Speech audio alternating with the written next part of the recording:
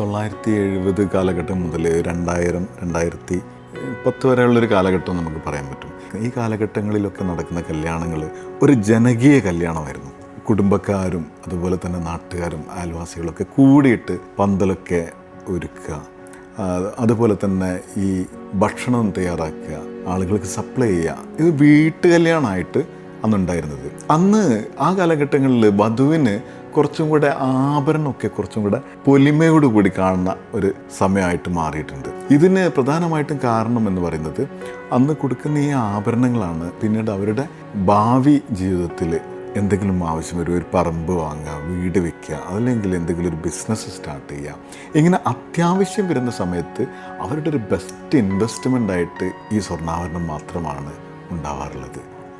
അതുകൊണ്ട് തന്നെയാണ് എക്കാലത്തും സ്വർണ്ണാഭരണം ഒരു അസറ്റായിട്ട് മാറുന്നത്. അത് നിരന്തരം വില കൂടുന്ന ലോകത്തിലെ ഒരേ ഒരു വസ്തുവും സ്വർണ്ണാഭരണമാണ് എന്നതുകൊണ്ട് തന്നെ അത് അത്രത്തോളം മൂല്യവത്തായിട്ട് ഒരു കല്യാണ മണ്ഡപത്തിൽ നമുക്ക് കാണാൻ കഴിയും.